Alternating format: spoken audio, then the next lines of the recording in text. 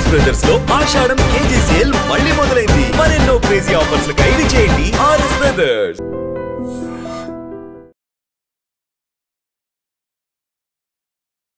నమస్కారం, welcome to I dream. ధర్మ మార్గం విత్ విజిత కార్యక్రమానికి స్వాగతం.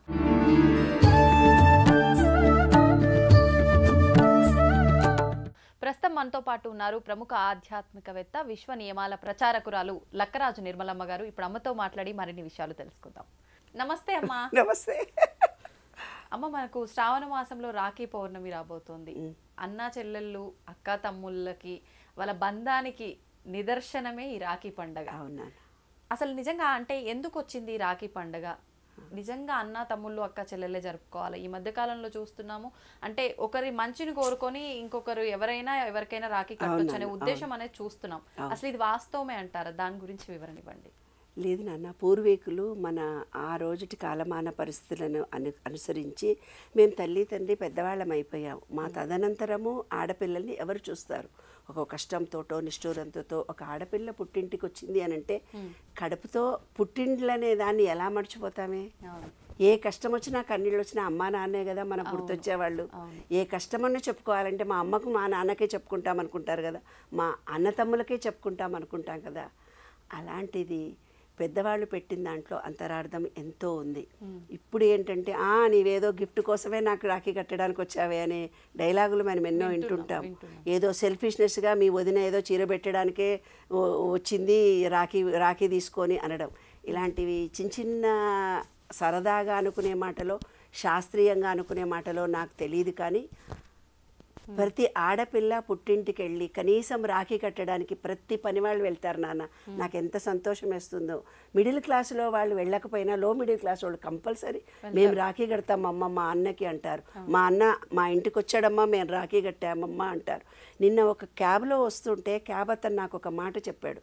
మా చుట్టమైన ఏదో ఎలక్ట్రిక్ పొలం గట్టులో పొలం మీద ఏదో వైరు పెడితే నక్కలో ఏమో రావంట, రాకుండా ఉండడానికి ఎలక్ట్రిక్ షాక్ పెట్టి ఉత్తలకు వచ్చాడట.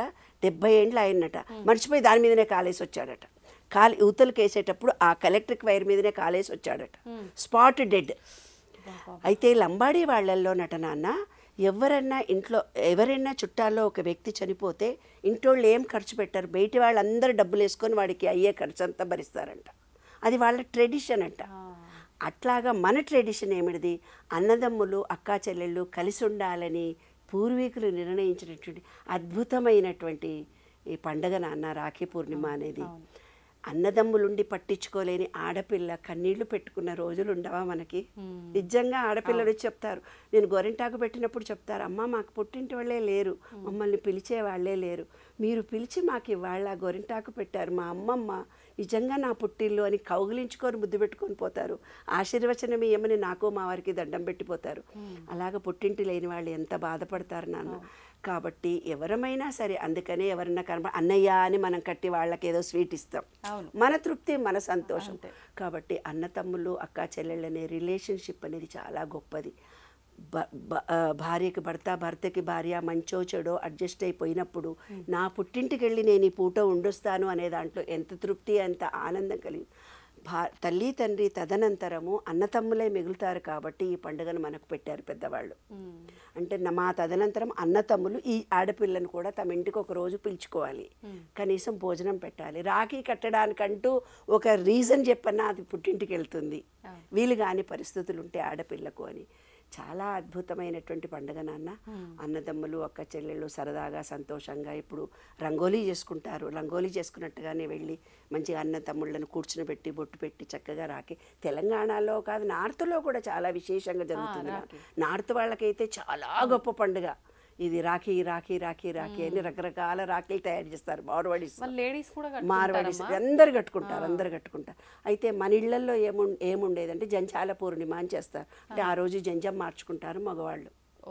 జంచాల పూర్ణిమ అంటారు దాన్ని.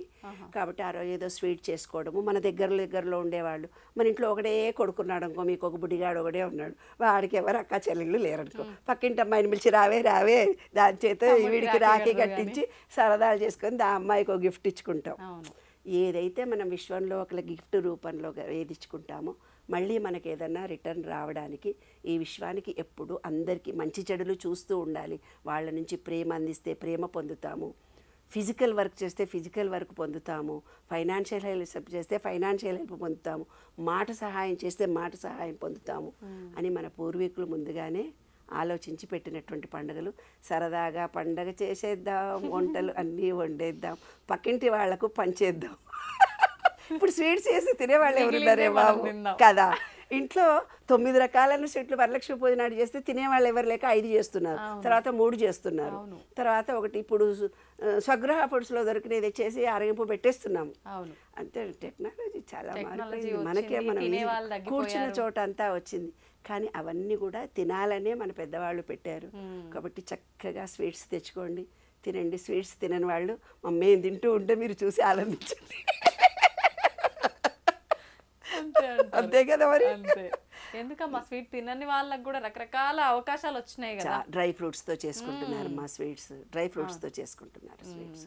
ఎన్నైనా తినొచ్చు. నేను మా ఆయన ఇద్దరం మేము కాశీలో స్వీట్లు వదిలిపెట్టొచ్చు. ఏంది స్వీట్స్ మొత్తం పాకం పట్టేవి నేను వదిలిపెడితే మా ఆయన నేను కూడా వదిలిపెడతా అన్నాడు. విను అయిన తర్వాత బెల్లంతో చేసిన బొబ్బట్లు తింటాను, అరిసెలు తింటాను, సున్నుండలు తింటా. బెల్లంతో చేసినవి పాకంవి తినవు. అన్ని తింటాను. షుగర్ కాకుండా ఇవన్నీ బెల్లం. అరిసెలు తింటాను, సున్నుండలు బెల్లం పాకమే, చక్కెర కాదు కదమ్మా.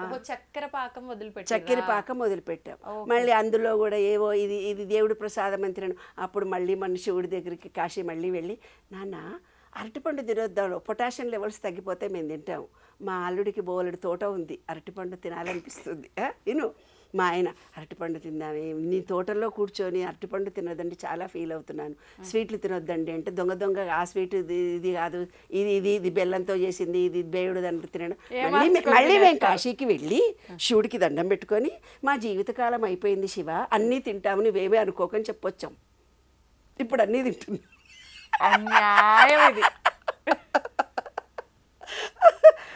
జీవితంలో అన్నీ తినాలి, అన్నీ అనుభవించాలి, అర్థమైందా? కాబట్టి అందరూ ఎంజాయ్ చేయండి, అన్నీ తినండి.